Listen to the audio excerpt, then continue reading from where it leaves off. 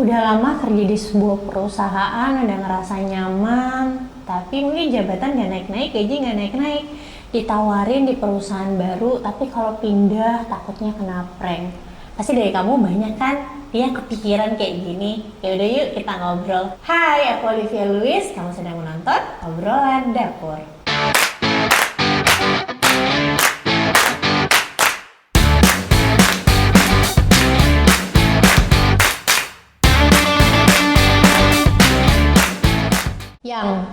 Jadi aku tuh sebenarnya mau bahas ini karena aku anggap kamu tuh orang yang berpengalaman banget ya. Karena kan banyak nih kalau di sosial media antara yang kayak lu harus stay aja di satu perusahaan ini sampai lu jadi senior bla bla bla bla.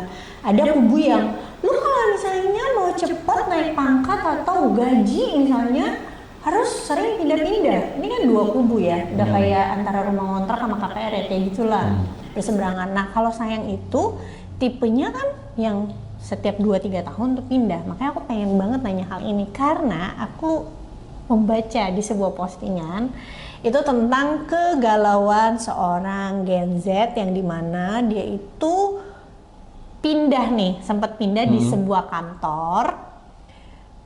kantornya ini startup, dan dia sudah meninggalkan pekerjaan lamanya, ya kantor lamanya. Tapi di startup ini ternyata baru berapa bulan dia kerja kena layoff. Jadi dia mengeluarkanlah unek-uneknya di sosial media. Kayak, kan gue udah milih elu, kan gue udah milih perusahaan lu, tapi kok lu layoff gue, padahal gue udah ninggalin perusahaan gue yang lama. Kenapa? Gitu. Kamu nanya, dijawab gitu nggak? Ya, enggak. Makanya ini aku pas baca gini langsung kayak kepikiran sama kamu. Apakah kamu dulu waktu kamu setiap 2 tahun sekali pindah kerja itu, kamu ada nggak sih kepikiran kayak kamu kalau ada nggak sih kepikiran kayak gitu kalau tiba-tiba ternyata perusahaan yang kamu pilih untuk pindah pas masa probationnya aja udah selesai 3 bulan?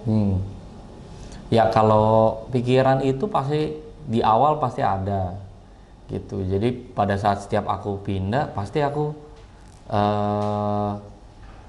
naker lah istilahnya, menakar kemampuan aku bisa nggak aku bertahan nih. Terus ekspektasinya perusahaan yang mau hire aku apa nih?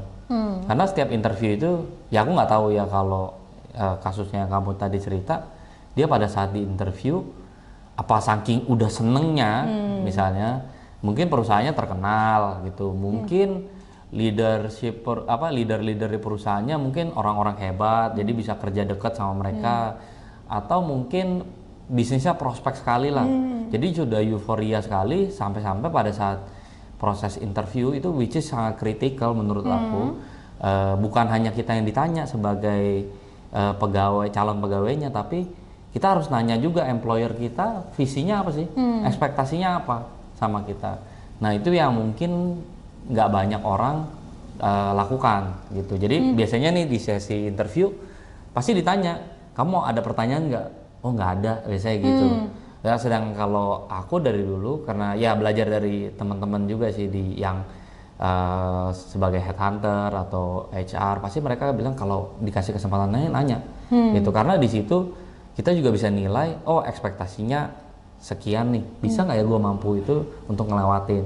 Ya itu teorinya, tapi again memang kalau sudah misalnya dapat perusahaan yang kita mau nih, perusahaannya gede, perusahaannya mungkin kapasitasnya jauh lebih besar dari sebelumnya, tanggung jawabnya lebih besar misalnya, terus mungkin pimpinannya kita udah tahu lah gitulah di industri kita, udah ini the bestnya nih pasti, kalau ikut dia gue akan sukses juga. Ya biasanya memang itu jadi nomor kesekian lah gitu. Nah cuma balik lagi ke yang tadi kamu tanya, ya pasti kepikiran lah gitu loh. Misalnya kita udah kerja 3 tahun, 2 tahun di tempat lama, atau bahkan ada yang lebih lama lagi, pindah ke tempat yang baru, udah pasti mulai dari nol lagi. Mulai dari nol apa? Nge-build trust-nya si apa namanya istilahnya bos kamu lah atau leader kamu. Terus juga nge-build kontribusi juga beda nih, karena sebelumnya mungkin udah autopilot kerjaan sebelumnya. Mau ada masalah apa udah tahu cara hadapinya gimana, atau misalnya harus ngomong ke siapa di perusahaan itu. Kalau di perusahaan baru kan beda. Nah kalau tadi kasusnya kamu ngomong kan ini perusahaan startup, udah pasti kan nge-build dari nol istilahnya, atau ngebangun sesuatu yang baru lah gitu. Ya kalau dia misalnya masuk, aku yakin pasti orang itu excited banget masuk, sampai-sampai mungkin lupa bahwa setiap bisnis pasti ada resikonya. Dan menurut aku nggak fair kalau kita sebagai pegawai nyalahin perusahaannya kalau misalnya nggak berjalan sesuai visi atau ekspektasinya mereka. Karena aku yakin banget lah leadernya atau even shareholdernya nggak berharap itu tutup atau mengurangi pegawai gitu kan. Jadi ya balik lagi sih judgement kita sebagai pegawai sih, maksudnya sebagai profesional pada saat mau pindah udah dipikirin belum kalau misalnya gue lepas pekerjaan yang sekarang ganti yang ini worth it nggak gitu, apa yang bisa gue dapat dari situ untuk batu lompatan nextnya lagi. Karena kan biasa orang disuruh bikin plan jangka pendek, jangka menengah, jangka panjang kan gitu. Jadi jangan euforia lah pokoknya kalau misalnya ditawarin kerjaan di satu tempat yang kayaknya wah ini kayaknya dream come true banget deh. Karena belum tentu seindah itu juga gitu kan gitu. Atau ya udah putusin untuk stay di satu tempat, karena banyak juga kok contoh-contoh orang yang stay di satu tempat dan sukses, sangat sukses gitu. Jadi nggak patokan juga pindah jadi lebih sukses dari nggak pindah. Tapi dengan pindah pun aku ngerasa akselerasi dari karir aku sendiri. Kalau contoh kasus aku, ya mungkin aku beruntung lah perusahaannya nggak sampai melayoff aku atau nggak probation lolos gitu selalu gitu kan. Tapi ada juga temenku yang masuk 3 bulan probationnya bukan nggak diloloskan ya, tapi diperpanjang. Jadi dia merasa kecewa akhirnya resign dari situ. Atau enggak cerita salah satu temen kayak kemarin ya. Ada juga, ini juga temen kamu kayak gitu juga. Tapi ternyata temenku kayak berani ngomong terus kayak lucu lah pokoknya.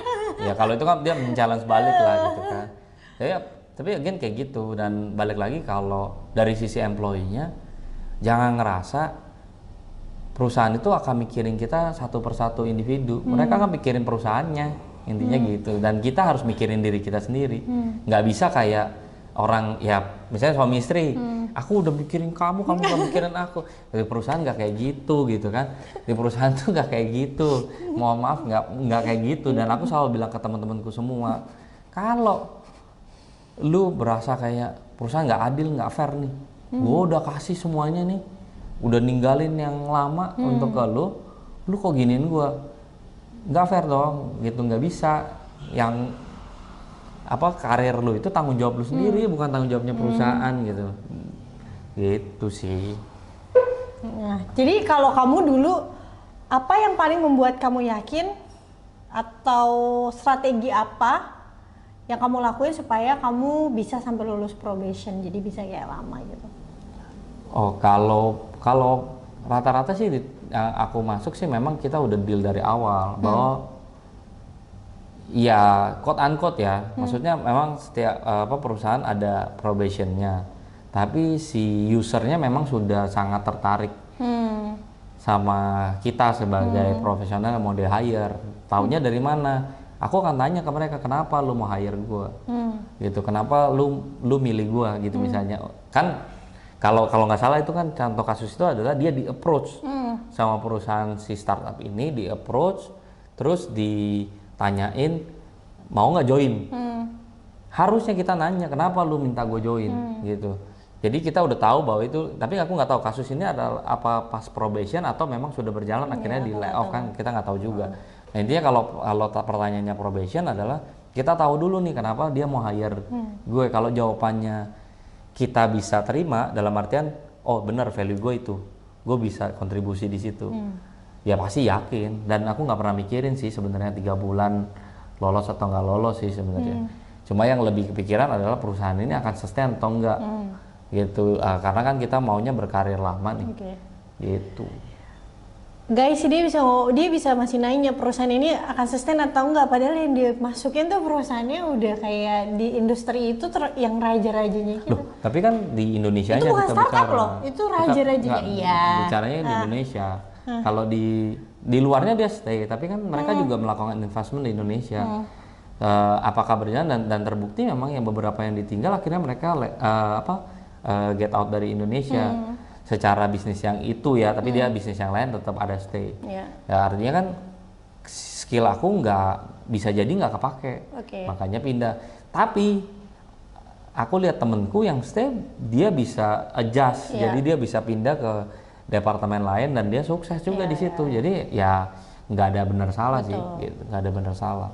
Ini kan hanya menjawab kalau misalnya pindah gimana? Iya dari pengalamanku aja sih, bisa aja beda. Orang beda juga. Ada juga yang pindah, terus salah pindah. Ada juga yang merasa kayak salah nih gimana. Tapi again balik lagi yang aku bilang tadi, yang bertanggung jawab atas pilihan kita ya kita, nggak bisa nyalain orang lain. Nggak bisa nyalain yang manggil kita, nggak bisa nyalain perusahaannya kok. Kayak nggak bertanggung jawab ya. Tadi kan bukan kayak pacaran atau suami istri kan gitu. Mungkin bisa teman-teman yang baru tahu kita, mungkin saya bisa sebutin berapa kali pindah kerja kantor maksudnya. 5 ya berarti kan? 5 dalam 12 tahun. Sekarang 13 tahun, berarti 13 tahun ya 5 perusahaan. 13, 6. 2 tahun sekali. Ya, rata-rata ada yang di bawah 2 tahun aku pindah. Gitu. Jadi ya pindah-pindah, tapi balik lagi kan pindahnya ada alasannya semua. Iya. Gitu. Jadi bukan karena duit doang gitu pindah gitu. Nah, ini gaji nih.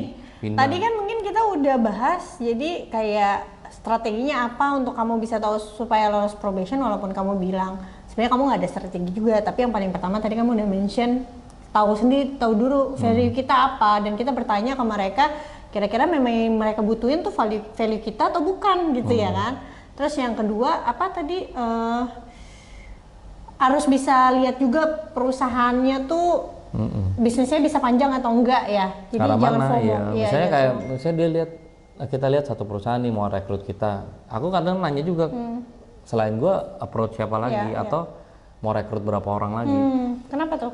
Karena kan kita tahu juga kalau kebanyakan organisasinya jadi gemuk. Organisasinya gemuk, cost-nya pasti besar. Cost-nya besar, lu udah make money belum perusahaannya? Kan akhirnya ya banyak jadi consider kalau ada apa-apa ini yang di layoff duluan siapa nih gitu. Jadi jangan euforia dulu aja kalau dipanggil sama perusahaan gede gitu, besar gitu kan.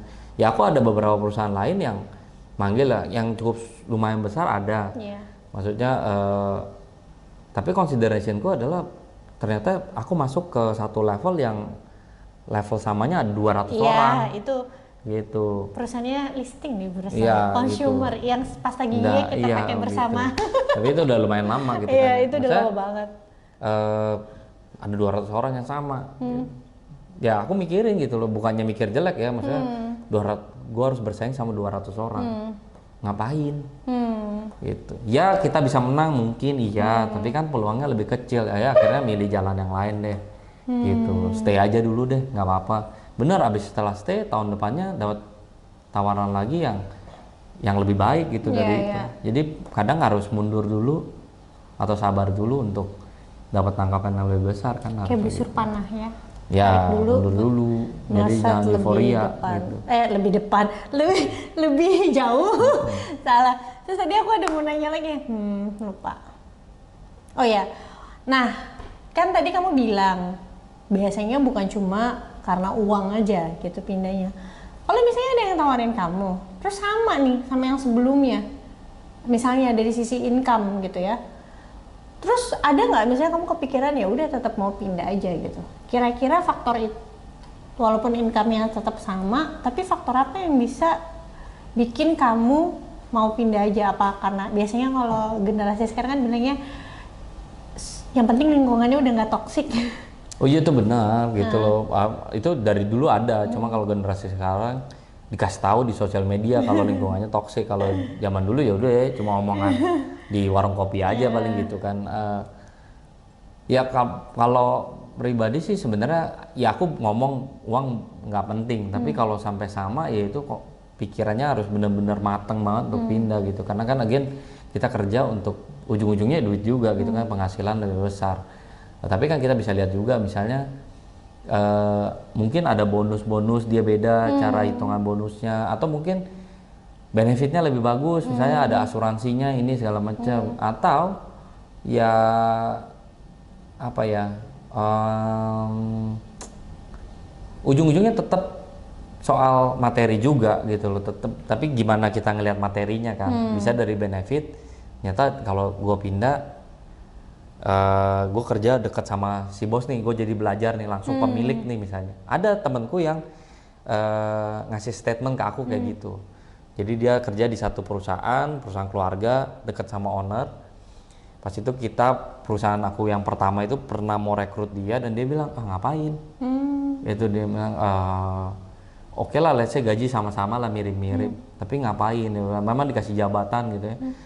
Di sini gue langsung sama owner, gitu, karena keputusannya jauh lebih cepat. Artinya apa, kerjaan kita akan jauh lebih, bukan gampang sih, tapi at least lu bisa mirroring si owner ini kan, karena kayak kita pengen belajar gimana sih jadi kayak mereka gitu, kayak di pemilik usaha misalnya.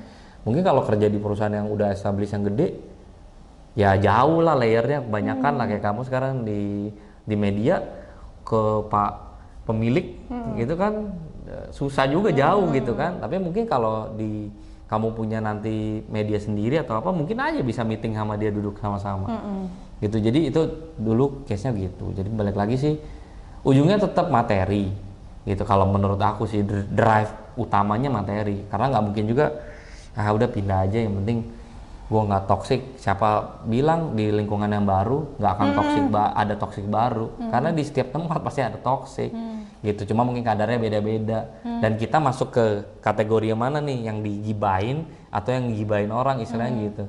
Mungkin di tempat baru, di tempat lama kita yang gibain orang, kita yang digibain orang, jadi kita sebelah males. Pas pindah kita yang gibain orang, jadinya bisa aja gitu. Jadi ya bukan itu sih, walaupun ya itu jadi variabel lah. Gitu. Jadi kesimpulannya untuk teman-teman yang sekarang mungkin lagi bingung, pengen pindah tapi pengen coba mau pindah, mungkin tadi ada cara-caranya supaya siapa tahu bisa stay lama di tempat yang baru. Adalah pertama harus cek dulu value kita, tanya. Jangan malu bertanya, jangan giliran HRD di tempat baru nanya ada pertanyaan nggak, kita bilang nggak ada gitu ya. Tanya apakah benar value kita tuh dibutuhkan sama si perusahaan tersebut atau tidak. Terus kita lihat apakah perusahaannya memang bisa establish dalam jangka panjang atau tidak. Bisnisnya gimana. Ya, jangan FOMO. Ya, misalnya ada satu industri yang lagi bagus, terus ngelihat mungkin perusahaannya lagi pada bagus, startup lagi funding, bla bla bla segala macam. Harus pikir ke depannya, karena jangan lupa loh, kamu harus melepaskan banyak hal yang udah kamu bangun dari sebelumnya kan. Betul. Gitu. Ya. Oke, itu aja 3 kesimpulannya, teman-teman lagi. Ya itu aja sih. Yang paling penting sih jangan terlalu euforia aja. Kalau perusahaan baru atau yang besar yang lagi hits, datangin kamu untuk rekrut kamu sebagai talent, inilah potential talent atau apapun itu. Ya. Dan ingat, apapun keputusannya kita yang bertanggung jawab sama diri kita sendiri. Jadi jangan nyalain orang. Jangan nyalain orang. Ya, oke. Itu aja. Jangan lupa subscribe, like YouTube channel ini, terus komen kalau misalnya kamu ada ide-ide kira-kira konten apa atau pembahasan apa yang perlu kita bahas berdua. Oke, aku Olivia Lewis dan juga Peter Tanayo pamit undur diri. Bye. Seru obrolannya sisanya.